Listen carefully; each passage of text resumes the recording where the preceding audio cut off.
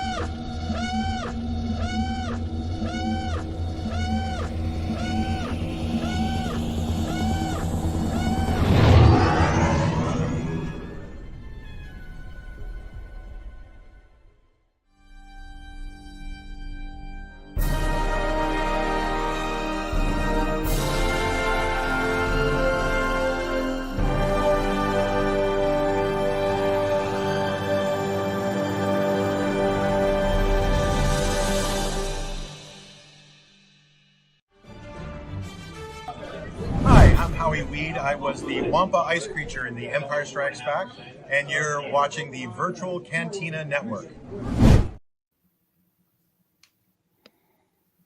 Welcome, citizens of the Republic, to another episode of the Clone Wars Revisited on the VCN. Tonight, we're going to be watching Season 1, Episode 21, Ryloth. Oh, shoot, no, I forgot the title. You took it off the screen and I've forgotten it. Okay. Oh, no, it's Episode Liberty. 21, but we're going to be watching that. We're going to be talking all things that make us happy, including Star Wars, and watching a little episode of Clone Wars and talking about what's so cool about it. And then I guess we're going to start the evening with what makes us so happy. Like, I had a good time this weekend, as everybody knows. Hell yeah. I'm so ready to hear all about it. Yeah. I want to hear the adventures. And Skip had his very own Clone Wars adventure this weekend. So I saw kind of a last minute, let's do this. There was an advertisement for the toy store called Plastic Empire down in Marietta, Georgia, and they were having a signing at their store. Interestingly enough, it was Ashley Eckstein, James Arnold Taylor, and Matt Launder, all from the main characters of Clone Wars. So it was a wonderful opportunity to go see them again. I have met these folks several times, got some autographs, some selfies, and stuff like that. But it was a good time. I got there.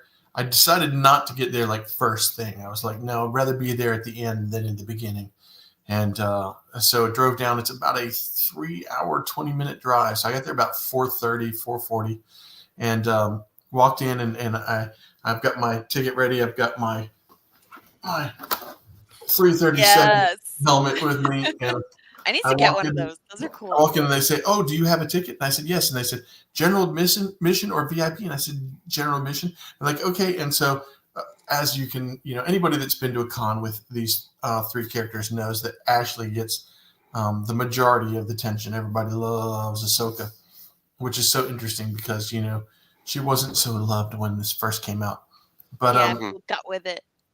But they led me over to Matt's line. And I walk up and Matt's like, "Skip," and I'm like, "Yes." And so we got chit chatting and we got talked about his daughter Ken, short for McKinley, is recovering from adenoids and tonsil surgery. Oh, poor little she's one. 7 years old, if I remember correctly, and so she's getting to the point where she was like eating scrambled eggs and stuff like that. And we were talking about that, and I said, "Oh yeah, I remember when that happened." But for my daughter, it was a little bit younger. So they say the older they are, the worse that surgery is. So I still have all mine. So if I need it, I'm in trouble. Well, I got this helmet. Kind of hard to see in the Kim. I got this last year down in Greenville, South Carolina, at the South Carolina Comic-Con, and Ashley and James. Let's see if I can get this right. There we go. James was there. Ooh. And nice. when I gave this to James, you notice that James sat a little bit higher up, right? Yeah. And he left this space right here for Matt. He said, "I'll get the higher ground." Now, Matt thought this was hilarious. So Matt took this and yes, he wrote in there, you can see Matt's autograph. Okay? Oh, yeah. And it says Anakin there. And so I got that and I laughed. I said, James wanted the high ground. I said, but I think there's a little bit of higher space if you wanted to try and get the high ground on him finally. He signs this, and we talked a little bit longer, and somebody else was coming up. So I walked over to James's table, and he's like, "Hey, Skip, how's it going?" And I'm not kidding. I've met them, and I've spent enough money and met them enough times that they actually know my name. But so I was showing this to James. I said, "Look," I showed him where he signed it before, and I said, "Look, Matt tried to get the high ground. So if you look really closely, Yeah. do that. There we go. Get my finger in the right place. There we go. Priceless. It's hard to you're not going to read that, but what it says is, I'll read it for you to make sure I can flip it over here. I have the high ground. James Arnold Taylor, Obi-Wan. Oh So, boy. and then I love it. And he took it directly over to Matt and said, "Look! I still got the high ground." There's a reason we refer to them as the Holy Trinity. Yeah, James the and big Matt three. and Ashley. I mean, they're just the They best. love each other. Matt and James are neighbors over in Nashville, and so it's probably about, my guess is, I don't know, maybe a 3-4 hour drive from Nashville to Atlanta. I've never driven it from those two directions. I know that Nashville is 5 hours from my house to Nashville, but had a it was it's a different environment when you're in a comic book store, right, compared to a con. There's lines, everybody's trying to get in, and I got in after I did Matt and James. I jumped in Ashley's line, and I was standing there with some folks that they're from Arizona. wow, and I think that they may have joined the virtual cantina, actually joined the Facebook page, because I pulled out the QR code and gave it to them, and a wife scanned it, and I think she was joining as we were talking. But they were from Arizona and were in Atlanta on business, and saw the ad for this, and were big Ahsoka fans, and had never met Ashley before. And so we're standing in line, and the wife's very nervous, and I'm like, "Oh, please don't worry about this. Of all people, Ashley Eckstein is going to put you at ease, going to make you feel great." And so she kept on getting nervous. I said, don't worry.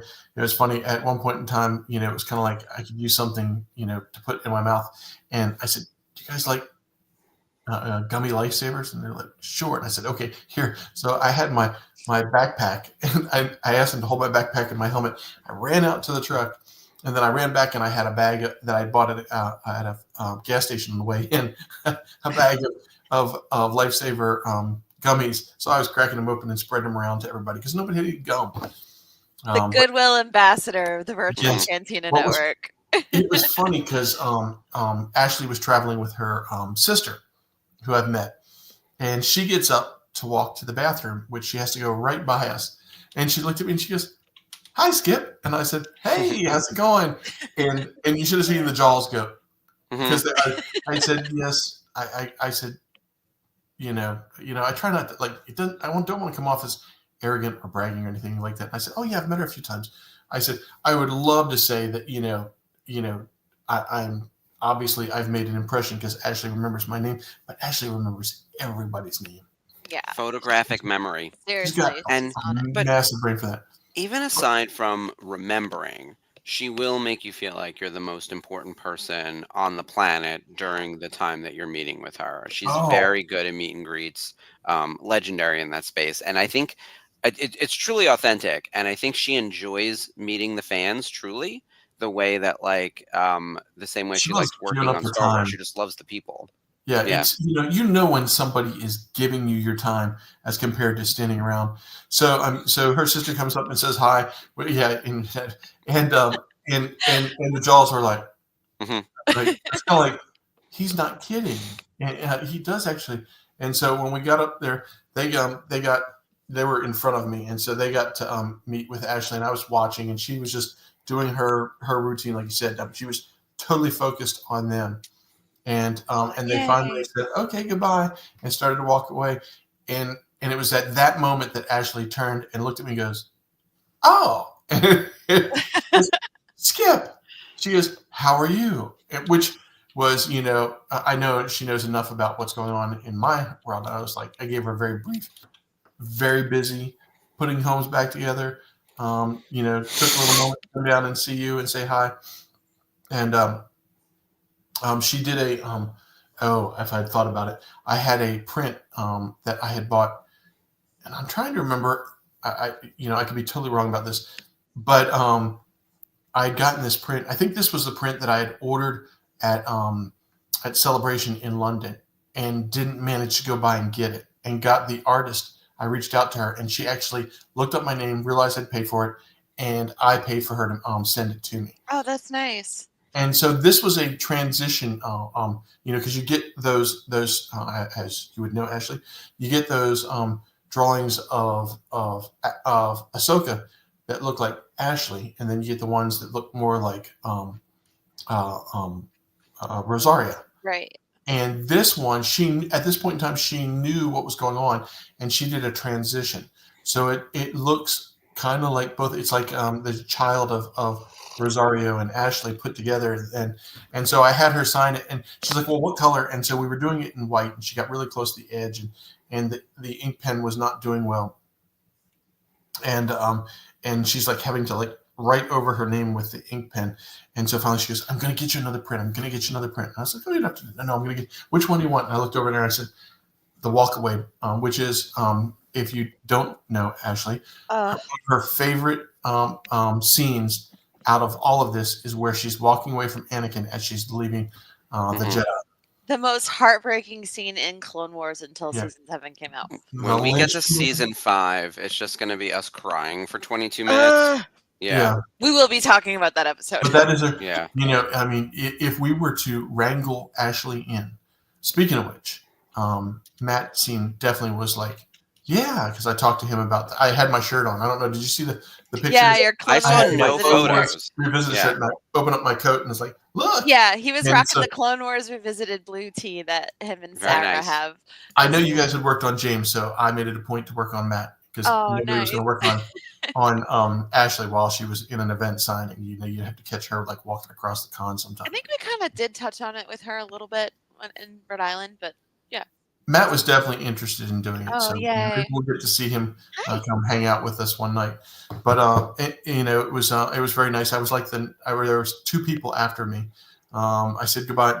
Matt and James were getting ready to go in the car, and I said goodbye to both of them. And Ashley's sister was like, "Yeah, we've got a car outside. We've got to leave at 7:00." And because usually she's like, "I'm there until it's over." Yeah. But I didn't realize she had a plane that she was flying out of Atlanta that night on her way back to Orlando, I would imagine. So, but it's a great time. It's a great opportunity. Got to meet people, got to, hang out per se, which you don't really get to do in the cons. When you go to those signings at comic book stores or toy stores or something like that, it's a different atmosphere. Yeah. I love an in-store signing. It's so much better than a convention. I've run a few of those working for Newberry Comics and stuff like that. Like musicians and comic artists, and it's been so fun. Like, just it's a free-flowing environment, but it's less stressful than a con, I think. So selfies with Ashley. Oh, very nice. Nice. Are you wearing an Empire jacket? Yes, I am. Oh. And I got it in London. Nice. Oh yeah, here's the infamous, James. He's like, oh. They did one with that, and then he did one with the. Yeah, he kind of was like, I said, he goes, "Hello there," and I said, "Oh, you noticed my hat?" He goes, "Yes." So because I was wearing the "Hello there" hat, I got a free quote. That's because of that. It was like, "Oh no, the quote's on me this time." That's nice. Yes, and Ashley even said, she goes, "Oh, I love your Star Wars outfit. Your gear you're wearing today." So, but the Empire coat, I got that in London at Celebration from Heroes and Villains. In fact, they make good stuff. Funny story about Emily Swallow over there. I was buying that coat, and I was buying a bomber jacket, a Leah bomber jacket for Bridget, because you don't go to London and buy yourself something without making sure that your wife gets something. Otherwise, you get in big trouble when you come back. Yeah. So I'm at the checkout, and there's this young 20-something kid there. And Emily apparently knows the folks from Heroes and Villains, and so she had come up to say hi. And he's trying to check me out, and he's like this. And so finally I was like, Emily. And she looked over. I said, would you please come over and say hi to this young man? Because he will not finish my check. Very distracted. Yeah. He's a little distracted. And he goes, oh, and she goes, okay. Oh my God. I almost could have gotten that stuff for free because he was just like, oh, she came over and talk to me. Oh, that's really sweet. Oh, I'm glad you got to meet them. And I like that you have a normal James autograph on there and then like probably the best one. He's like, oh, and after, it's funny because James had signed it, and then after he signed it, he goes, "That's all right, isn't it?" Like, yeah. What am I now going that to say? I've tagged your helmet. No way, because now you know there's nothing else like it. Like they had a high ground war on your helmet. A little battle of Mustafar on my helmet. Yeah, exactly. Well, I love here's it. the big question. This is a clone helmet. Do you plan on adding anyone else from the Clone Wars? Like, would you put D? Would you add other cast members? Because you have the Trinity. So, in theory, if you went other main cast, including D, Matthew Wood or someone, because it's a battle droid, would you consider that, or are you good? Do you consider that a done piece? I'm kind of cool with it. It really has a story with the multiple James autographs on it. Yeah. So I'm kind of all right with it. Plus, I love the look of that helmet. Oh my gosh, I need to get one. I am. Lots of color to it. It's not like, for instance, okay, so. I mean, I have a little one that came with my Captain Rex hot toy, and I want one of those too. So. And it's got a splash of color and so forth. Love but it. That 332nd, man, that booger is the orange. The orange one is a real winner. Yeah. Now, I have a question. I'm sorry, I didn't mean to interrupt. So. Yeah. No, I was gonna say it's a winner with that color scheme. I want to do one eventually for Denuo. I don't know if I'll get there, but I've been considering. Right. I think you're right, Skip. If that's good for the three of them because Anakin, Obi-Wan, and Ahsoka. It's the whole reason why the 332nd became like the Ahsoka absolutely group. But you should get D on the Rex helmet. Oh, I love D on the Rex helmet. Yeah. I think Spencer has that. So yeah. When I went to, I got the when I went to. Oh yeah, he does. Hi, Laurie. When I went to London and I got D, Matt, Ashley, and James in a photo op, and I got the first person to sign it was D. Then I got Matt, or might have gotten Ashley next, and then I got Matt. And I was like, "Oh, where's James?" And Matt's like, "He got sick. He went home." Oh, yeah. So this last March, not the one coming up because we're not there yet, but the one that we just passed a year ago, I'd gone to Richmond and seen Matt there, or seen James there, and I said, "Oh, you got to sign this." I said, "I missed you in London." He goes, "Oh yeah, I know I got sick." I was like, "Well, here." So he autographed that one. So I've got all four of them on a photo op with me, with my beautiful face. Oh, that's so cool. Oh, sounds like a hell of a time, man. It was a blast. It was just like you said, those signings in the stores are just so more personal, and you get more time. And I was hanging out with them, and Matt and I were talking home building, and because he. Every once in a while, I will interact with him on his Instagram page, and he's like, "Oh yeah, you reached out to me about my house in because he was showing pictures of his house in Nashville." And I was like, "Is this the one in Ohio?" And he's like, "No, this is Nashville one," because he's almost finished with that. We were talking about he's got his bathroom and a half bath and something else in his house that he's got to finish. So that's really cool. Yeah, Dave, not much FOMO around. Yeah, Dave's like, FOMO. Yeah. Dave was supposed to go. See, Dave lives just a few hours away. It would have been about the same drive for both of us to get there. But Dave had to. Next time. Yeah. Oh, Plo Koon would have been great.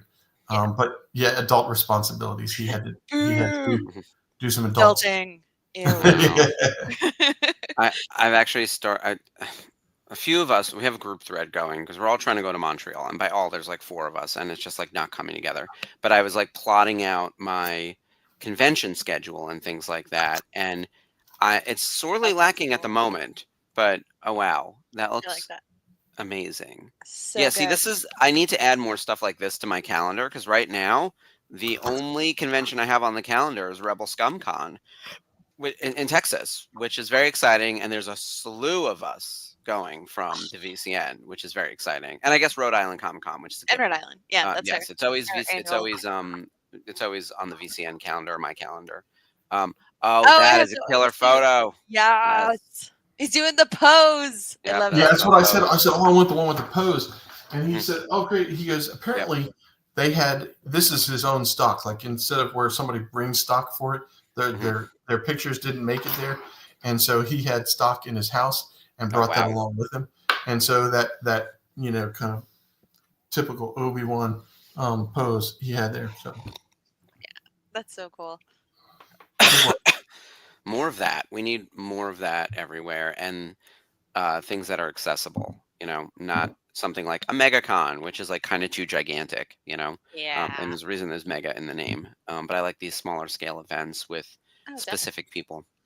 it was funny when I'd gone to see when I got Ashley and James to sign that originally last year. It was in Greenville, South Carolina Comic Con, which was also I got this thing. Mm.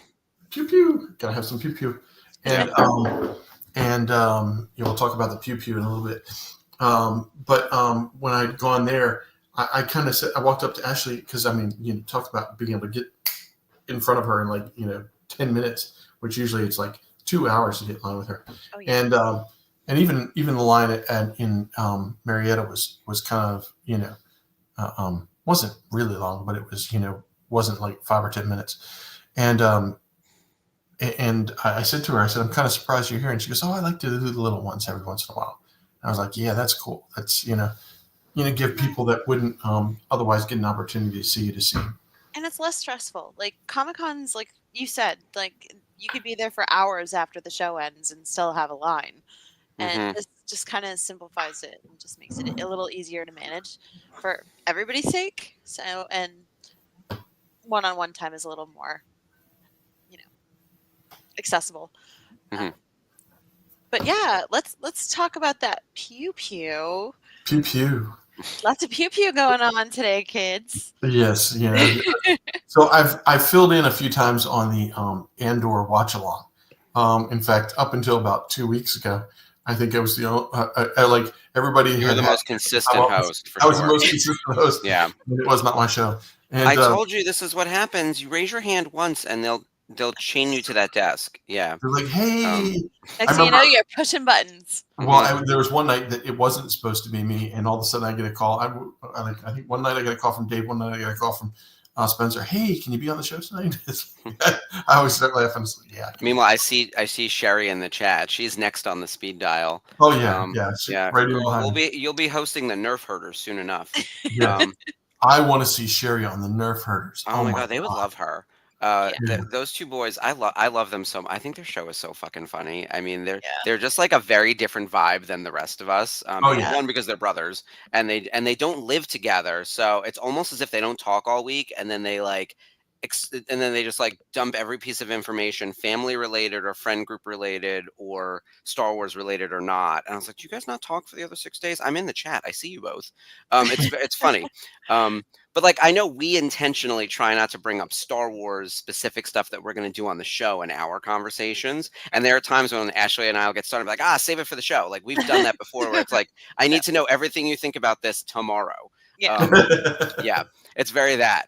Like even Skip earlier, where I was like, I want to hear all about your trip, like on Monday. Yeah, so Monday. Like, we love that you went. We don't want to hear about it right now. We want to dump it on us. We want to hear it on the show. We want everyone to react to it. Yeah, Okay. Sherry, you would really enjoy the Nerf Herders are a blast. Alternating weeks from Daughters of the Galaxy. So, and in fact, this Wednesday is a Nerf Herders episode. It's the Nerf Herders week. Yeah, it's a Nerf Herders week, and then next week the Daughters are back. And Celebrating Autographs is back. Because now we finally have sort of news on the autographing front from Celebration. And by news, I mean, I think it's over. Like, I think they've announced everyone. Yeah. Hayden and Vanessa were the last two. For us to talk about our folks because they've talked about their folks first. Yeah. Even though people come to see us, Yeah, and we'll be able to talk about the not so virtual cantina, et cetera, et cetera. But I think Watch. we're going to talk a lot about the rest of the. I think since we did the first episode of Celebrating Autographs, they announced Oscar and Hayden, which are big names, and Big. Vanessa, friend of the show, Love and her. yeah, there's been a few, but it hasn't been. It's not a big list, just like I said it wasn't going to be. I thought they would do about 25 names. Watch Spencer fall over out of his chair when I say this, because we're, of course, just as important as they are. And we're the big time, and we can compete with Ben. I'm just kidding, Ben. Well, watch Spencer going, what are you saying? do you know how many people go to Celebration for the intention of going to like the 501st Bash? Like, it's the kind of thing where fan groups now are really driving the conversation in the fandom. I mean, the Bash is the Bash, right? People just call it the Bash, and you know exactly what we're talking about. I would say the best part of Celebration London was the event that was hosted at the O2. Like, the O2 was better than anything that Lucasfilm put together. It's just true. Like, I loved our event, the Boonta Eve. I'm so excited about Rebel Scum Con. I think when fans take over things and do it themselves without limitations, they can do what they want and not have to worry about. But nobody cares about us. Case We in don't have to worry point, about making money. We just have what to we do worry about here. breaking even and having fun. Like, none of like, this isn't my career, right? So We I don't don't have make to turn a money? profit on this show. Yeah, You guys make money? we I don't make thought we were money. getting paid for this. No wonder I hadn't got a check yet. Exactly. The royalties are coming quarterly, and they are Checks rounded in to the the mail. nearest nickel. So it's that. But no, but in all seriousness, like, one of the reasons why like the Bash is so good is that, one, it's like thousands and thousands and thousands of people like coordinating, right? But it's all fans. Lonnie, you do Um, know that we're doing an event in at Rebel Scum in Texas in August. There is Yeah, something coming, Lonnie. but we're not able to talk about it yet. But we Oh, are whoops. sending. We are going as a team. So many of us are going to Texas for a reason. Just know that. Just We are know that. sending a regent to We're Texas. yeah. The what's the line where it's like, send the garrison? We are Yes. sending the garrison. I mean, the number of Regent. I'm getting all high-ranking Game of Thrones-y here. members within the VCN that are headed to Texas is suspicious. And so Now, I'm staying behind because Somebody has to guard the rear. I'm Yeah. the Secretary of State. I have to stay behind. You're the designated survivor. I'm the designated survivor. Yeah. I am Kiefer Sutherland. I'm Yeah. sorry. But full transparency, I will have a media badge for the show. That's actually one of the reasons I'm going. So Yeah, I'm going to be exciting. I'm going to be working the show, basically, which I'm very, very, very excited about. And many of us from the VCN are doing things, which is going to be awesome. So yeah, and we that's why the check bounce ski. That might be the reason. So yeah, we're going. Spencer's going. Skip is going. I'm going. Jeff is going. Dave is going. Mark Truex, I think, will be there. Like, there's already like I think Kathy's going, and she's actually my roomie. We already have our hotel room. I want to say that Joanna's going. I mean, it is wild. Oh yeah, Ski has a media badge as well.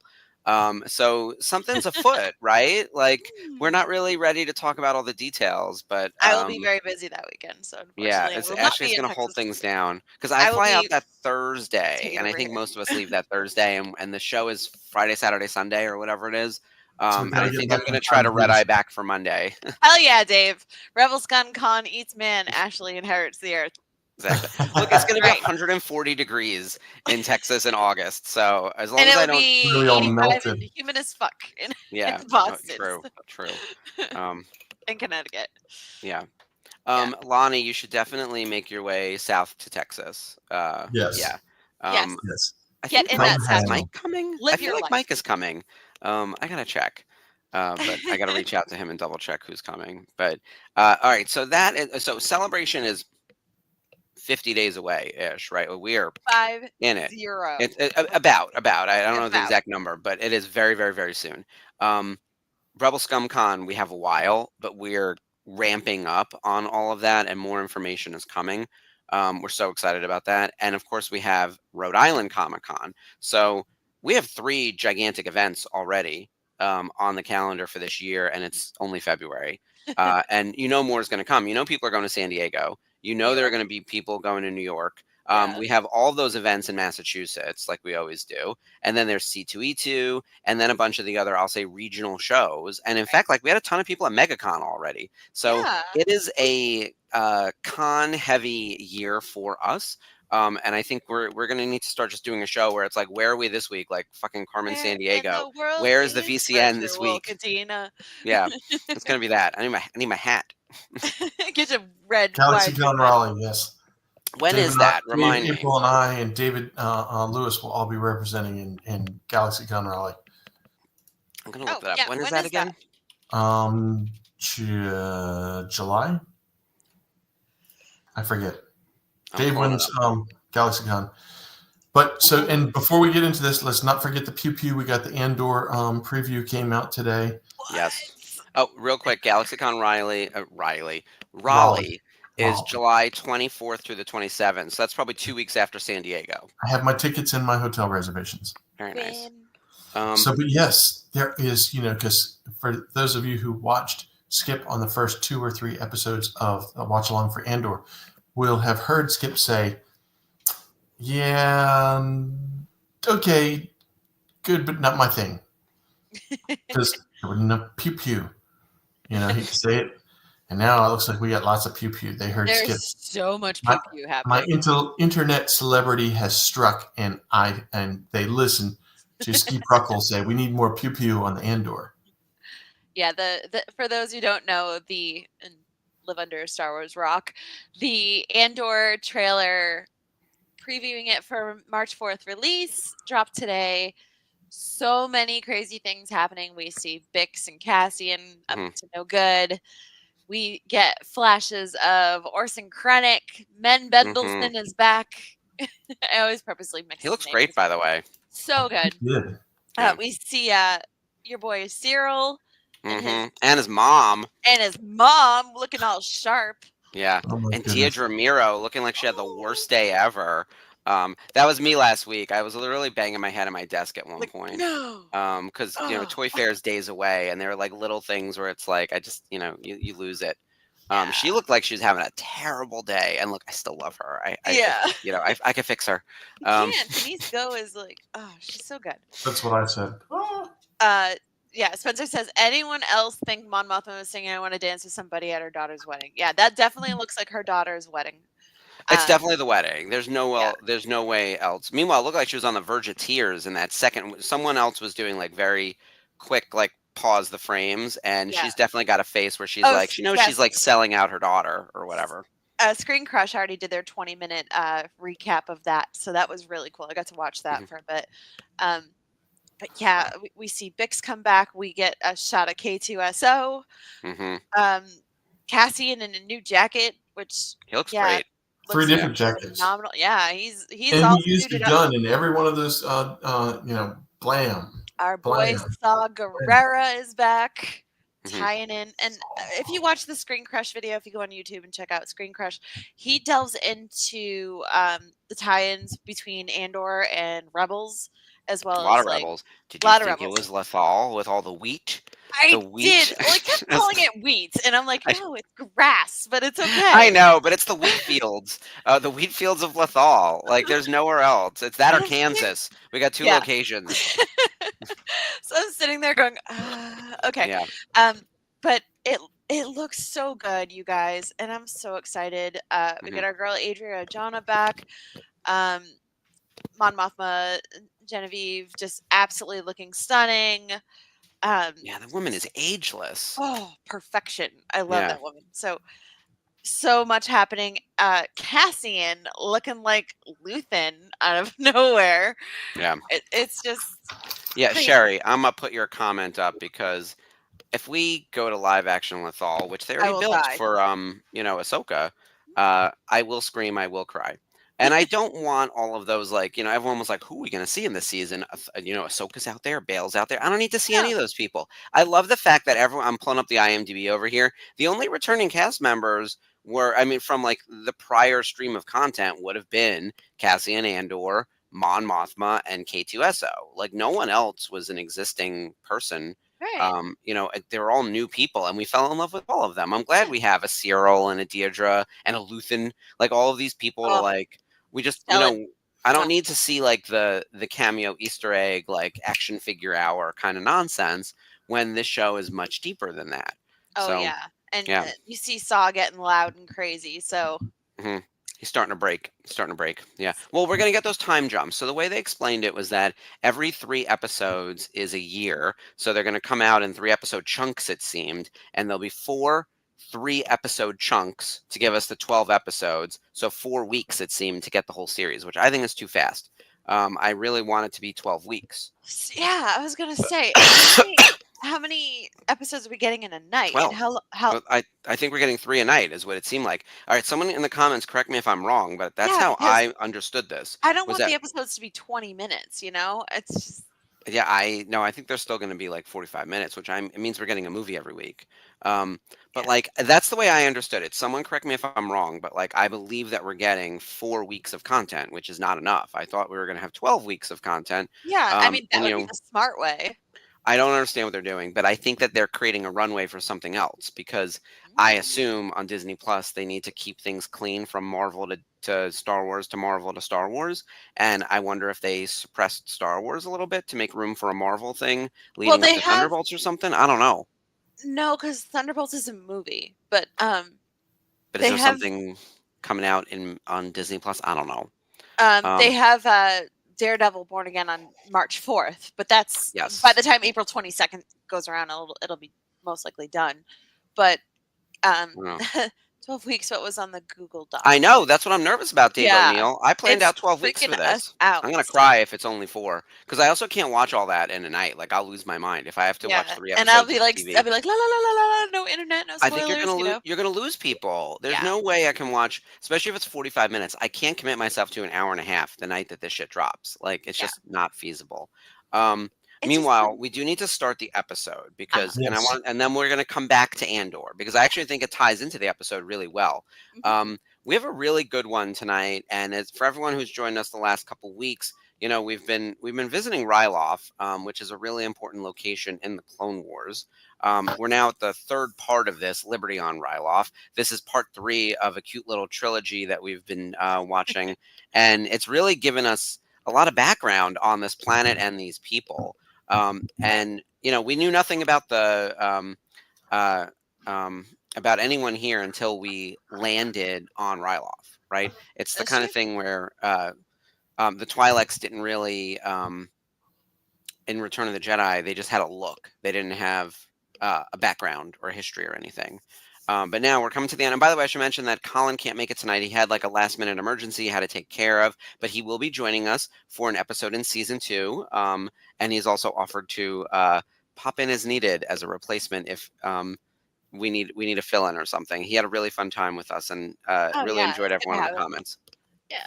So yeah, that's why he's not here. He was really sad that he's missing part 3 because it's been He's been here such. all this He time. like specifically was like, I want to do the Ryloth episodes with you guys. And he had like a whole thing prepared. So next time he comes on, we'll talk about it. Yeah. Skip, do you want to do the? Sure. Have you read it enough times now before saying it out loud? Mace Windu and his clone troopers aim to liberate the Ryloth capital of Lesu, but need to acquire the help of a Twi'lek. There we go. I knew I was going to get something wrong. Resistance group led by Cham Syndulla in order to do so. Oh, Cham! I'm so excited Chammy to see him. Cham, as Lenny said. Yep. Compromise is a virtue to be cultivated, not a weakness to be despised. Yeah.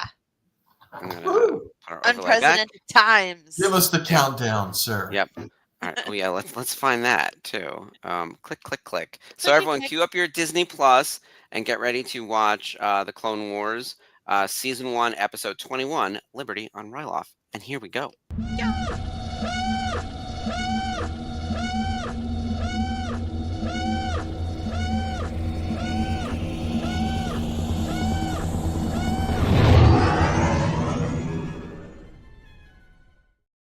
Oop.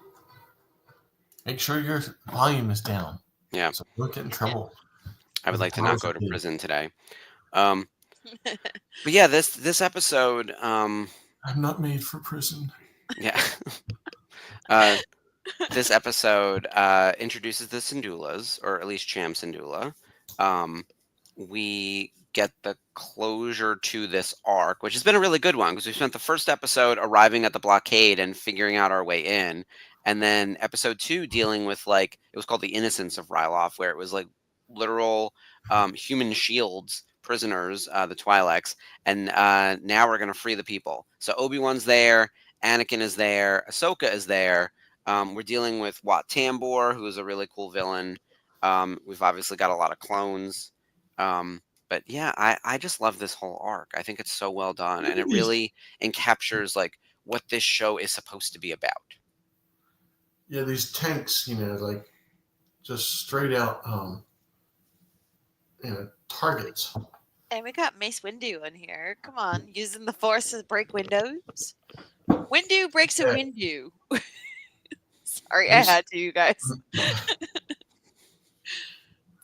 I've been reading the new Mace Windu book, Abyss of the, Abyss? The Last Abyss. What's the time period on that? Post the death of Qui-Gon, pre-Order 66. So between 1 and 2? I was going to say like during the Clone Wars or between 1 and 2? Yes, during the Clone Wars. Okay. Yeah, between 1 and 2. There's surprisingly not a lot of Mace Windu in this show. And considering you had Sam Jackson playing him in the movies, you would think they would want to expand the character at least in this series, right? Even though it's not Sam coming back. Like the idea that Mace Windu, one, how many prominent Black Jedi do we have? Not that many. 2, Sam Jackson is incredibly famous. And 3, like he was a badass in that trilogy. So if I'm coming back to like what characters do we want more content with, he would be near the top of my list. As someone I would say is almost underutilized until you get to Revenge of the Sith. So I'm surprised there isn't more with him. I wish he had like more individual stories. Although I do like his, I do like when Boba Fett is chasing him down in season 2. Like that's really fun. Oh, so back to Andor. As we think about that trailer, there seems to be some mixed feelings on the use of that song, which is very much an Earth song. It's not an original song. It's all about revolution. Steve Earle, man, love it. It's hitting a little on the nose at the moment. But I also think we're in a severe lack of media literacy in the world. So there are definitely people who are like, I hate when Star Wars gets political.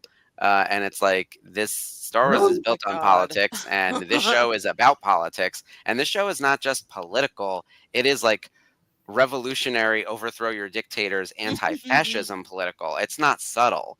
I would say like this is the opposite of subtle. This is as subtle as an explosion, which there are many pew-pew the evil empire in the rebellion trying to overtopple it. I mean, it doesn't get much more political than that. Yeah, or is obvious. Like I think that's the other thing that's mind-blowing to me. I was telling someone that like media literacy is something that's just like ingrained into my blood because as a child of the 80s, I feel like I watched so much television and then my 90s media reflected media literacy. The idea of something being self-aware or having something that is meta means that the characters in the media understand the genre in which they are participating and how to comment on the genre and give a wink to it. Like Scream and Buffy are like perfect examples of that. They're kids who grew up like watching TV and understand pop culture and understand what they're in and how to like poke fun at it. Whereas now we're almost like post meta where everyone doesn't understand what things mean anymore. Like I was reading this thing about how people are like upset that like in the book Frankenstein that the monster really isn't the villain. And I was like, right, that's the point. Like that's not a new discovery. Like what's going on? God. Yeah. Read a book, children, please. Well, and I think they seem to be trying but doing a bad job at it. It's like on the SNL 50th when Cecily Strong returns and she's like, read a phone, Colin. It's the kind of thing where it's like that's where we are. Like so okay, here you go, Lonnie. And Admiral Yularen's in the background. My mom got so mad when I showed her a clip of Cecily playing Janine Pirro. With the throwing the wine. Spinning the wine. Colin! Yeah. Colin. It's so good. Oh my God, she was the best. Spit Martini was she was an amazing Janine Pirro. Yeah. The spit takes right in his face. Just like Colin broke a few times with that. Oh, how can you not? Like yeah. My favorite of the SNL 50th, I think I mentioned it last time, was the suddenly e-bikes. I Yeah. must have watched it a dozen times, especially when she first walks out. And John Mulaney, who I have mixed feelings on, I actually saw him at Radio City years ago before he got divorced and had his, we'll say, mental breakdown and drug issues and whatever else, and then has seemingly made a huge comeback. And good for him. He seems to be really participating in a lot of things, including SNL. He wrote, I think, that whole musical sketch thing, right? Yeah. But He yeah, was a he's the writer. one. That's where he got to start. So. Yeah, it makes sense. He's the one who wrote the line for Scarlett Johansson when it's like, "Who hit you, Colin?" And she's like, "No, not this time." And it's the kind of thing where it shouldn't be funny, but I have been Oh. cracking up at that line because it's Scarlett Johansson. She would kill him, right? Yeah. Like it's Oh the kind God. of thing where, like, you know, yeah, it's Between Scarlett John Johansson. Mulaney and Michael Che, like they beat up on Colin so bad.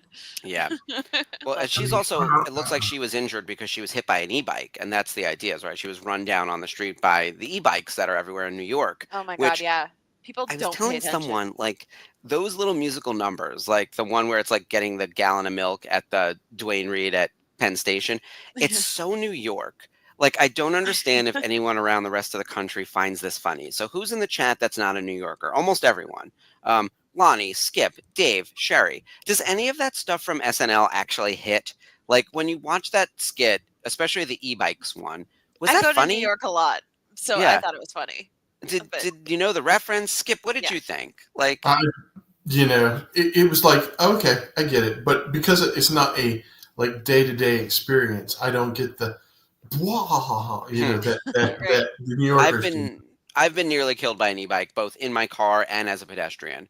Like, Mhm. it's happened more than 7 times. Like, They it's the really kind of should thing make you where, take a yeah. bike class. Well, Like, the fact that it has a motor makes me think you should have the way a Vespa requires a license. Like, yeah, for real. it's not a you're no longer a pedestrian, but this is the problem in New York, is that we want to make everything bike accessible, but we've made it dangerous for everyone. The cyclists don't follow the laws, which is really I keep frustrating because, waiting like, I for think we need more Camwork cyclists. You know. take his play with his metal nipples and voice. Yeah. Why does he have nipples? So awkward. So Well, they could be just volume buttons, but awkward. it makes it so much more awkward when you call them metal nipples. For real. I like that. Here he goes. We're independent free thinkers. Roger, Roger, Roger, Roger, Mhm. Roger, Roger. Roger. Gems and Dola. It's my boy Tammy Tams. Mhm. Robin Atkins down. Yep. Yeah. So, Dave, you know the drill on this. Yeah, with the Vespas not requiring a license. I'm telling you now, these e-bikes, and I hate to be that old man yelling at cloud, but If they have a motor on them, they should not be allowed to be ridden on a sidewalk. They should be well, in the street. well, here's the problem, right? We have bike lanes, and because we have bike lanes, people behave worse. It's crazy. Like, they don't follow the pedestrian laws or the traffic laws for cars. So if there's a stop sign, it is a recommendation at best. Oh Jesus! I've always wanted a Vespa, so at least I know I'm I don't have to get a I'm motorcycle license. I'm not that guy. I enjoy my tiny car. It's not a tiny car; it's a regular size car, but it's small.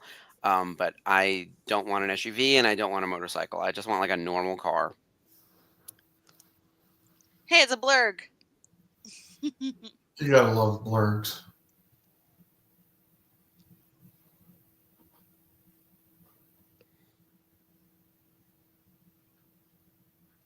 Oh, that's a terrible line. Saw the graves of many of your people in that battlefield as well. Hmm. They changed his look in Rebels. Like he's got a pointy chin in this, Mm-hmm. bro. They're using some tough language here. Exterminate. I mean, yeah. Everything's been softened up for Rebels. Yeah. Oh, yeah, for sure. Well, they gave him an edgier face in Rebels. I feel like here it's softer. It's He's got. the animation style, I think, because Rebels is very Oh, stylized compared to this. Like, this almost feels like more movie ready.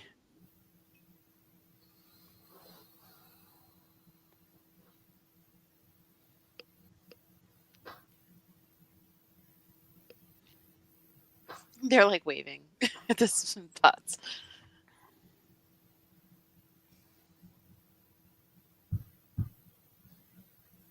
Oh, so outside of Andor, which I love the trailer. I'm so excited So for it. good. I can't wait. It's honestly one of my favorite parts of all things Star Wars. It's right behind Rebels for me. Um, we got a few first looks of Masters of the Universe. Some set photos leaked, which were received okay. I mean, Nick Galzatine, who's playing He-Man, looks great. And he's sort of dressed as he's on Earth, so there's no two ways about it. And they showed the Power Sword, which looks amazing. So I think So Mattel good. might have, or been compelled to release an official image. So today we got a close up of He-Man holding the sword in his actual He-Man costume, but very zoomed in. So we saw a lot Like of sword and a you little bit see of body. hand Yeah, and a hand, shoulder. and they said the sword of power is in good hands, and it was like a close up of his hand, a lot of sword, a little bit of body. Yeah, it's looking good. But the cast, oh man, can we talk about this cast for a second? Yes. So Skip, I'm going to start with your favorite, Marina Baccarin as the sorceress. Go. She's hot. It works. Can we say she's talented? Oh, yes. As well? Talented, too. Yeah. Very talented. Love her Yeah. in everything I've ever seen her in. Yeah, Love she's her been in, awesome in Gotham. So Gotham, Deadpool, Firefly. Firefly, thank you. I Serenity. can't get that out. Firefly. Yeah. So, yes. V. Yes. Did you watch V, the new V? I did. I did Yeah. not I watch loved it. I watched the original V when it came out on television. She had really short hair in that one. Mm-hmm. Yeah, she looked great. Here's the thing, she always looks great, but she's so good. I mean, I love Firefly, as we've talked about on this show numerous times, and Serenity, and yeah, I'm so excited for her to be the sorceress. I think she's the right fit. Nicholas Galzatine, for anyone in the chat who doesn't know who he is, he's from Red, White, and Royal Blue, and that Netflix version of Cinderella. He's definitely bulked up for the role. He looks really good. He does look like Adam. The wig He's in is that Amazon spectacular. movie with Anne Hathaway. Oh yeah. I pulled up where to pull up his which was where is cute. it? The Idea of You. Yeah. Yeah. And let's see who else we got. We've got Allison Brie as Evil Lynn, which of course she's from Glow, which is very exciting. She's also in the Lego Movie, and she's in a bunch of other stuff, but I feel like people know her best for Glow. I'm so excited for Evil Lynn because, like, if you do Evil Lynn right, we've got it. Oh yeah. Idris Elba as Man at Arms. Like I am that. ready. He's so good. And what I like is he's significantly older than Adam, meaning he's the same generation level as the dad, which is the point. So King Randor, who's being played by James Purefoy, would be about the same age as Idris Elba. So that makes sense. And Charlotte Riley is Queen Marlena. I'm not familiar with her. You were excited about your guy for Goatman, though, from Game of Thrones. Yeah, so Thor, he played the Mountain in Game of Thrones. He's playing the Mountain. Yes. Goatman of all people. So the guy that squished Pedro Pascal's pretty little face is playing Goatman. And it's weird because Beastman's not in this, but Goatman is. So I'm not sure what the situation there. I think you need disposable villains the same way you need disposable bodies in a horror movie. I think Goatman could be one of those that's like really intimidating, and He-Man proves his strength by taking him down. We've got Jean Zhang as Ram Man, Sam Wilson as Trapjaw, Kojo Ottawa as Triclops. Oh, Camila Mendez as Teela. Girl, that is a gorgeous Teela. And of course, she's done a million things too. Like her IMDb is. I'm pulling up her stuff. Obviously, Riverdale is probably the thing she's best known for. She was in that really cute movie Palm Springs. What else has she done? What else would I know on here? She's got quite the list. Jesus. It's a big list. Yeah. I'm really excited though about Allison Brie. I know people are not excited about Jared Leto. That's the only one for me where it's like if he's Skeletor, yeah, I'm with you, Dave. I'm not excited about that. He's not big enough to be Skeletor. I didn't like his Joker, so I don't know why they would trust him with Skeletor. But you know what? I'm holding off all other. Everything else works for me, so I'm gonna just reserve judgment. There's one small thing so it does take place on Earth in some parts. Apparently, I don't know how much, but Zashir Zameda is playing an Earth girl named Susie. So I'm in. I love Zashir. I've talked about that on this show numerous times already. I think Zashir Zameda is like an underutilized talent in all of Hollywood, and she should be as big as Keke Palmer. Oh yeah. It's like surprising to me that like she hasn't, like, despite being on SNL, she hasn't had that one breakout thing that has like catapulted her into the A-list. Right. So hopefully this would be it. And I just love her so much. I also saw her do stand up for like a dozen people in New York 15 years ago or whatever it was at the People's Improv Theater, the Pit, when my friends were doing an improv show. Like, that's how tight New York is, where it's like you just go to these things and it's like, oh, there's Zashir Zameda before she got on SNL, obviously. But yeah, I'm so pumped about this movie.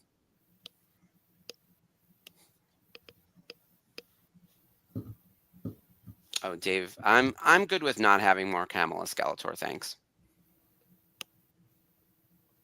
I'm looking for, like, he's a good voice actor. Yeah.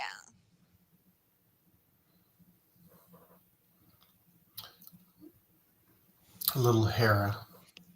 I don't think that's Hera. It's weird. Like her little Leiku is different. Like the patterning is more like his than Elaine's, so it's weird. Well, Yeah, I it's don't know kind if of we hard to see tell Hera. because they will draw them a little bit different from one show to the other. So Yeah, that's I another didn't know thing if that was, and plus she was a small child in this show as compared to being, you know, more of a teenager in Rebels. Yeah, because in Rebels she's in her 20s, like her early to mid 20s. In Bad Batch she's 12, 11, 12. Yep. So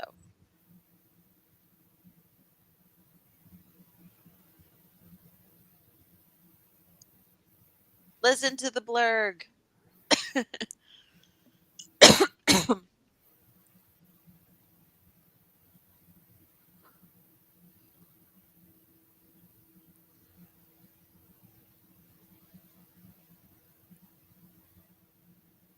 Listen to the Ninja Turtle, you creeper.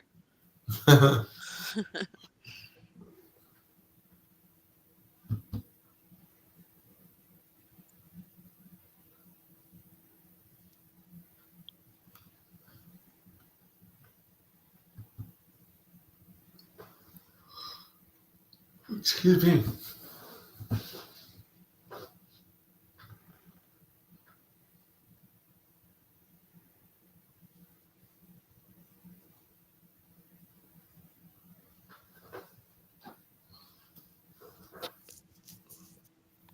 Dave, I think there might be a cameo from Dolph Lundgren, don't you think? I feel like that would be, That'd be cool. you know, a nice way to say thank you to him. Also, you know, like all things now, I'm hearing franchise. So who knows what will happen in the future. I don't think anything is a standalone movie anymore if it's franchisable. Well, and it was a series. I mean, come on, it's already been a TV show. You know, but the bottom line is it's got to succeed if they're going to spend the money to do it again.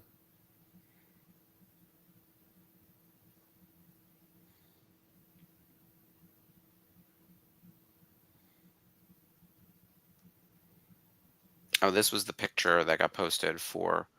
Oh, it's going to reflect in. There we go. So, hands holding the sword. You know, his body's behind it. Not a whole lot happening in that shot, except like the sword looks amazing. Oh, perfect. Like, yeah. I'm so happy they're doing the cartoon version of the sword, because this is different from the original sword from the action figure. But it is very close in to the sword that was in the cartoon. Oh, Dave, let's talk content. Can I put this up on the Let's Be Bitches right now? Okay. How are we feeling about the 007 news? Because Amazon bought 007, and I got to tell you, it seems like they just wore down that poor lady, the one who's like the daughter of the guy who wrote Barbara James Bond. Broccoli. Yeah. Barbara Broccoli. Yeah. All I know is that at some point they just surrendered. They were like, enough. Here's the other thing, though. I did see a great meme, and it was like, no, I want my way. I want my Bond the way it's always been. One mediocre movie every 5 or 6 years with an actor who's overplaying him by the time we get to the second one. And I was like, yeah, it's true. Yeah. I mean, James Bond hasn't done itself any favors as a franchise. the tight creative control that we've seen exerted over the last 50 years by like one little house of people has yielded 5 good movies and 45 okay movies, right? Like, or however many it is. So I'm in the camp that it's like, I'd rather have a TV show and a movie and another movie and another movie until we say it's too many and start over, because Daniel Craig should have been done by now, and we should have already had a new a new 007, and we should already be on his 3rd movie. Like, what are we doing? Like, this is unreal that this franchise has been so dormant. And the movies we've gotten since Casino Royale and Skyfall have not been good. Like, he's in 5 and 3 were not good, and 2 were good.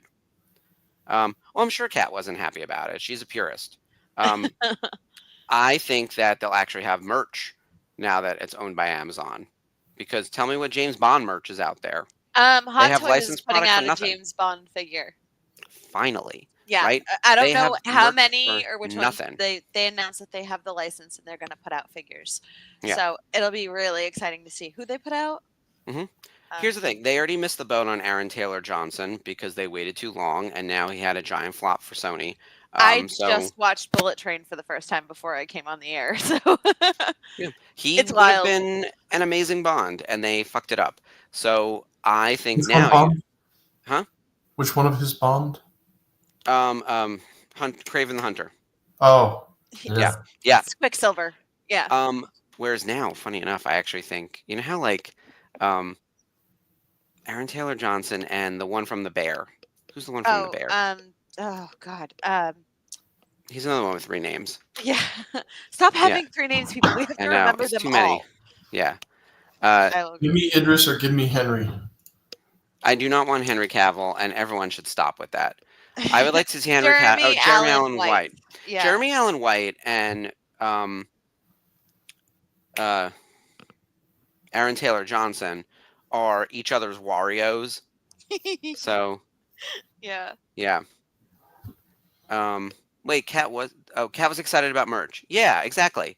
So I think that, like all things, I'm gonna wait to see what happens. But I think it can't. What is happening isn't working.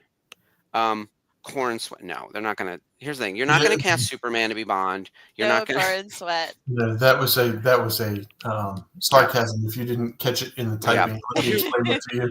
Here's the other thing, though. I can tell you who is not a Corn Sweet fan, and that is. I know, but here's the thing: we missed the boat on Henry Cavill because that should have also been 10 years ago.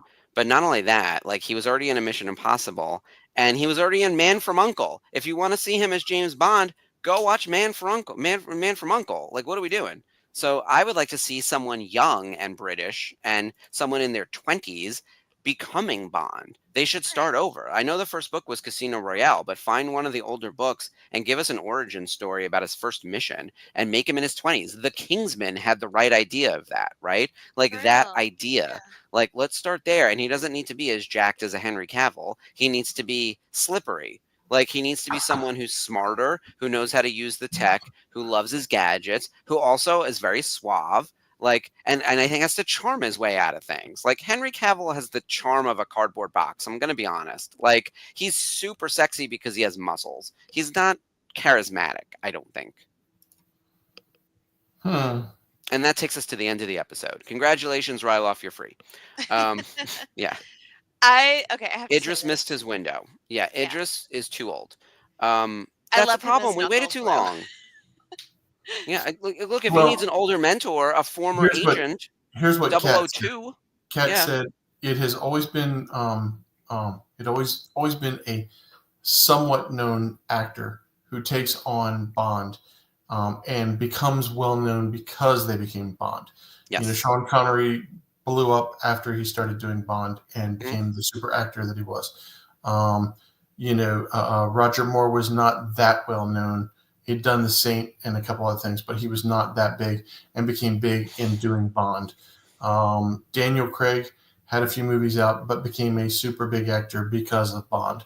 So there is a little bit of a tradition of finding somebody who's moderately known, not well known, but moderately known.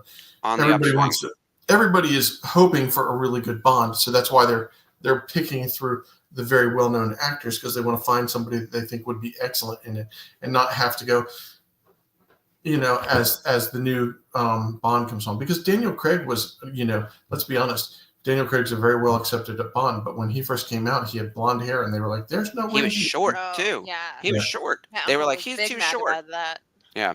By the way, at some point, I know they threw out like Daniel Radcliffe as a potential. My feeling is he's too famous, but I like the idea of someone who's young. Like, we need to stop. Like, I love Idris Elba. You're right. He's a villain now. Like, he's old enough to be a He's Bond villain. Knuckles. I cannot continually support media that centers boomers and older Gen Xers as leads in movies. It's over. Like, you need to start becoming the secondary characters. Well, I this is need the other thing that they Gen said on Zers Unifying and Forces. young millennials carrying movies, and I'm going to be Well- fully ageist about it. Like, well- I've had it. Had it with these people. What they did say on Unifying Force is they could do an Idris if you were trying to say do a Bond getting old, getting towards the end of his career. No, enough. Let them. How about retire in real life? How about that? How about instead of a movie about Bond retiring, how about everyone who's interested in making that movie actually retire? Like, I hate to be that guy, but it's like, it's the problem with Star Wars. It's the problem with Indiana Jones. We stretch out these franchises to the point where, like, I literally can't believe that Harrison Ford is doing this stuff. Because guess what? He's not. Because he's 80. Like, what are we doing here? Cast someone in their 20s and tell us a new story. Like, we're really spinning our wheels here. And look, I'm in my 40s. I'm not claiming that I should be Bond. Like, the new Bond should be in his 20s. Yeah. The new Bond should be in his 20s, and he can have a mentor. Like I said, a 002.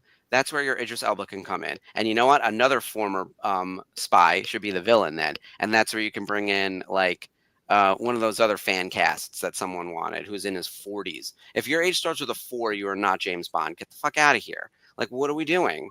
Like, it's so stupid that we're having the same conversation about the same actors over and over again, like as if there's only 15 actors on the planet. Like, we need a casting call, someone who's British and charismatic and can, like, carry a franchise and, like you said, on the way up. Like, interestingly, like, think about Wicked, right? Like, Cynthia Erivo was famous, but not so famous, right? She was on the way up. Jonathan Bailey was famous, but not so famous that, like, he's like, whose name would be, like, think about whose name can be on the poster but not above the title. That's what we're looking for, right? We want someone in that zone. Like, Cynthia and Jonathan were here. Now they're going to be names above the title on a go forward, right? We want to find the people who are on the poster, not above the title, for James Bond. And then you make that person a name above the title. It's Christopher Reeve. He wasn't famous enough until he was Superman. Yep. Yeah. And not Tom Holland either, Dave. I love Tom Holland, but no, he's already Spider-Man. I don't need these people to be in multiple franchises. He's also a little awkward. Yeah, he's yeah, it's also that. He's not sexy. He's charmingly befuddled. He's Hugh Grant, right? He's Hugh Grant sexy. Yeah, it's that kind of thing. So you need someone who's the lead in The Kingsman. I'm gonna lose my mind. I can't remember who's the lead. Taron Egerton. Yes, that is a sexy man. And, like, he like exudes sex appeal on the screen, right? Yeah, him too. Whoops. But, like, that idea. Pedro Pascal. Here we go. Also too old, but you know what? He'd be a great Bond villain, and you know what? He would flirt with Bond. Like, it would actually be like a little bit homoerotic, like that. Which Javier Bardem did, like, a tiny sign mark up for that right now. But, like, that could be really interesting. But, like, the idea of Pedro Pascal as a villain, I think, would be really fun because he usually plays a good guy, right? Like, people seem to really like him. Wonder Woman 1984. But he's so likable in that. It's like, he kind of carried that movie. I'm sorry, but he did. Yeah. That movie was so awful. It was. I didn't hate it. But it's too much movie. It's another one where it's overstuffed, right? We've got Cheetah, and we've got him, and we've got this thing, and we've got that one, and we're building this. I hated his story. His storyline was awful.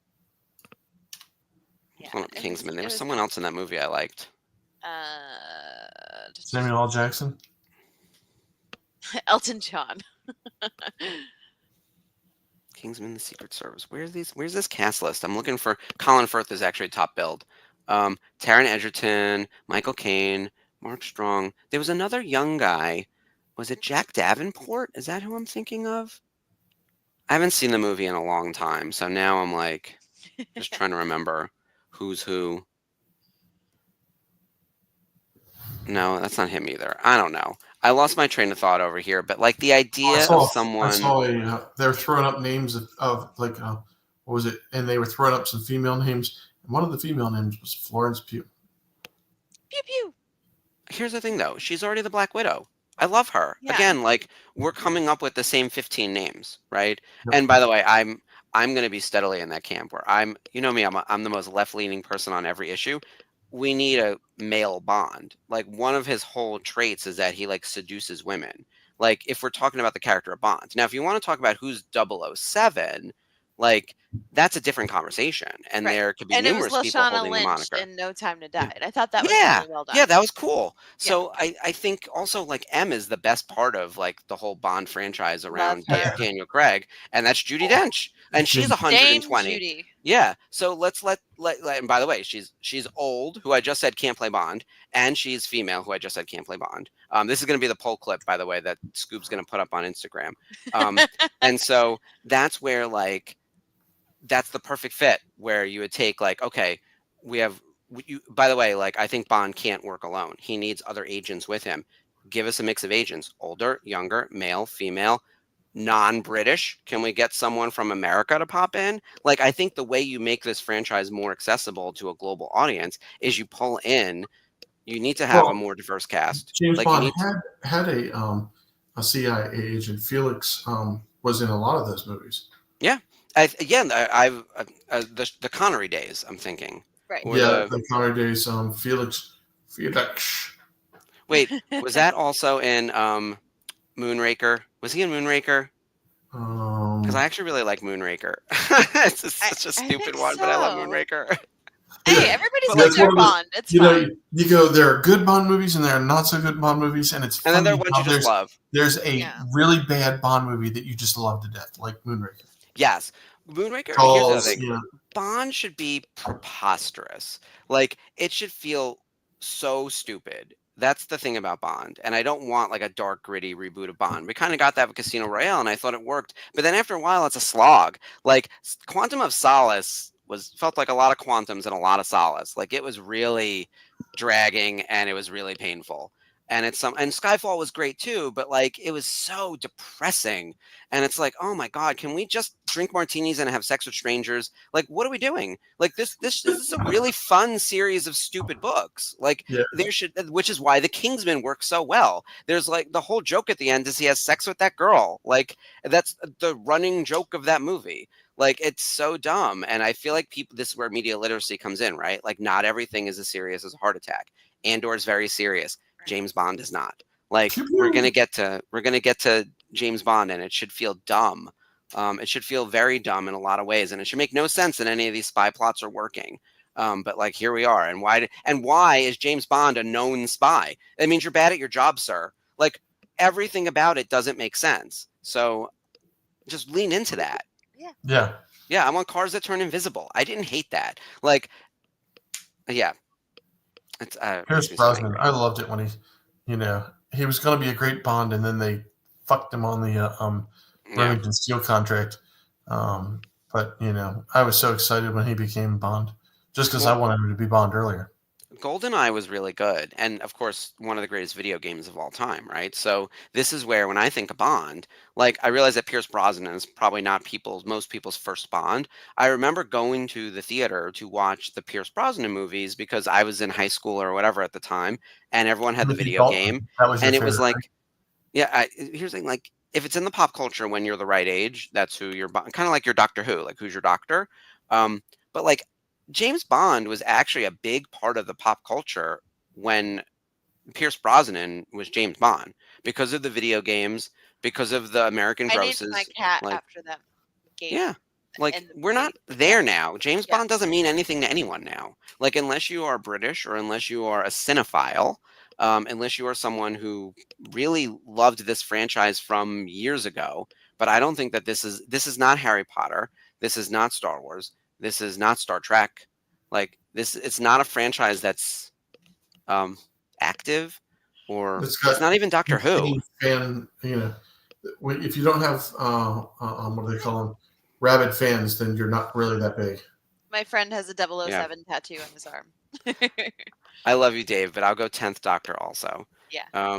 Yeah, we can each have our own doctors, sir.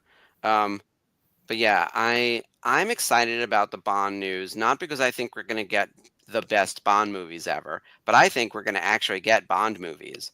I think they'll cast someone and shoot a movie, and that's more than what Broccolini or whoever is doing at the moment. They were taking forever to find somebody. No, and they stopped. I mean, at some point, like, you're too precious with it, and this is why I think George Lucas surrendered Star Wars. At some point, you have to let go. You have to, like, it belongs to the fans at some point, or to the studio or whoever. But yeah, your Bond is who you came to the franchise watching is definitely part of it. And I think it's also when you're the right age, like a tween or teen boy is usually, like, if they're the age when Bond stuff is happening, like I'm telling you now, GoldenEye like turned a whole generation of boys into James Bond fans because of that first person shooter game. Like, and by the way, it could have been anyone playing the character because it's you behind the first person shooter. And then you went and you watched The World Is Not Enough. Of course, Garbage did the music video, which was the first time I felt like someone cool had done the theme song in a long time. It was always some like very fancy, elevated person in the industry, and then all of a sudden they're like, Garbage is doing the theme, and I was like, say, wow, now they're actually cool and relevant. Huh? And then you had Omonatop. Yeah. What the hell? You breezed right past that. She would squeeze the she would kill the men by squeezing them to death with her legs. She'd be having sex and then she'd squeeze them. There have been some amazingly, like, I don't even know how to describe some of the women in the Bond franchises. But now we have we've evolved quite a bit as a species in terms of what we're going to show a little bit enough, but also enough to be aware of it, right? Which is how Kingsman was able to make fun of it and make it work. And that movie's not misogynist, but it has misogynistic tropes that they address and poke fun at, right? That's the media literacy. Can we get to a Bond that is suave, sophisticated, probably a little too brash and a little bit too sexually aggressive, and probably says too many nice things to too many women, right? But also he's charming and hot, so it'll mostly slide. That being said, he needs to be smart. That's it. I don't need him to be big like Henry Cavill. He needs to be good looking and smart and charismatic and not like fully repulsive as a sexual predator, which some of the Bonds come across as. So there's a lot to balance there. And you need a good writer for that. And you need to find the source material and stay true to it and just like make it less rapey. Like there's not like that much that needs tweaking, but it seems relatively easy for me. I don't know. Is everyone on board with that? I feel like I went on a diatribe about Bond. Sorry, guys. We're on a very different show now. So anyway, I'm excited. We're bringing tonight's episode of Unifying Force to an end. I'm excited to. I'm actually behind on my watching because I have not been feeling well the past couple days, and Toy Fair's coming up, so I was just sort of hibernating on the couch, and I'm like, I need some rest. And everyone I know is getting sick, so it's like, blah. But I didn't want to miss tonight, especially because Colin couldn't make it, so I wanted to make sure we had like our full team here. And Ashley's about to fall asleep. I was getting tired earlier. I'm gonna say like right after this, I'm going straight to bed. Yeah. I was up at 3:45 today, so I'm just kind of. Work was brutal. Oh man, I'm sorry. Well, it's okay. Here we go. Let's cover what we have to talk about coming up on the network this week. As I mentioned earlier at the top of the show, we've got a new episode of Nerf Herders on Wednesday. Sherry will be watching. Yes, Sherry's going to be tuning in. It is AJ's birthday, so he's just doing all things they love about Star Wars. How fun is that? Yeah, happy like birthday, it's almost AJ. like a little kid having a birthday party, and we're going to talk Star Wars. I love it. So yeah, that's Wednesday at 8. We also have the watch along on Thursday night for Andor season 1, as we've been saying. We're already up to episode 6, so things are moving fast and furious over here. The speaker series is back on Friday. It's already episode 4 of the speaker series. Those are so good. Paul Blake is our guest, and if you guys don't recognize the name immediately, we all know that he really shot first. He played Greedo, so very exciting. See Paul Blake, and then we've got the Jedi Archives coming back on Sunday. With a new High Republic dispatches from the Occlusion Zone, which Jamie will have to school me on, or I guess the boys on Sunday, because I'm just so far behind on all things High Republic. Cool. Yep. I know it's a lot going on. And don't forget tomorrow is happy hour as well. Yeah. And then next week for us, I won't be here, as I mentioned, because I've got Toy Fair, but it is the season finale episode of season Oh, one. Do you yeah. believe it? Ashley Are you and I ready? will carry the load. Yeah. We'll be pushing the buttons for Mark this week. Yes. Yeah, and also the return of Celebrating Autographs is back next week, so Yeah, you it's can gonna be check really that out fun. as well. Oh, yes. I'm so excited. And then the following week so not next week, News but the desk. week Don't forget after, about news desk. Did we talk about Well, news desk? we will eventually have a news desk. I think next Saturday, not this week, but the following week. 2 weeks from now, because I'm going to miss next week, we've got the season finale. We're going to do a season 1 recap. So we'll talk about all our favorite stuff that happened in season 1. And I will get off my James Bond high horse. But I'm excited about this. I'm so excited about I'm just excited that there could be a new James Bond and a new James Bond movie. There's Because we're not going to get that potential. with the current leadership. Yeah. For Yeah, sure. Right. I'm ready for another movie. Yeah, same. Ready to stop talking about who's going to be him and just somebody fucking pick him. Yeah, please. Right? And with that in mind, I realize that I doubt anyone in the chat is coming to Toy Fair, but if you are going to be in New York City this week, Toy Fair starts on Saturday. I will be at the Javits Center starting Thursday to set up the booth. I'll be there. Yeah, I'll be. It's going to be awesome. It's industry only, Yeah, man, but people always find a way of finding their way in. There's media passes and whatnot. I'll be there Saturday to Tuesday, meeting with licensors and doing all the stuff. Ruby's is at booth 1803. So if anyone wants to come by the Javits Center and say hi, I will be there. Also, with so many people coming in from out of town, there will be after hours stuff happening. So if anyone happens to be in New York, shoot me a message. Would love to get together and have drinks or dinner or something. Cool. Sure. I can't wait to hear the new stuff that's going to drop at Toy Fair. It's pretty exciting all across the industry, and I can't wait to see what Ruby's and Denuo Novo is going to have. So that's awesome. There'll be some big reveals. NECA has a huge booth, and we're in different locations. They're on level 1 and we're on level 3. So, and of course we have meetings that cut across both companies, and so I have some meetings at my booth and some meetings at their booth, and then some meetings at my licensors' booth. So there's a lot of just like I need to be Apple AirTagged for this event, basically. But yeah, it'll be a good time. All right, thank you everyone for joining us. Sorry we went so far over. I really got lost in that James Bond stuff. But thank you everyone for indulging me. We will see you this week for all things on the network. And until then, as always, long live the Republic. Bye, guys. Force be with you.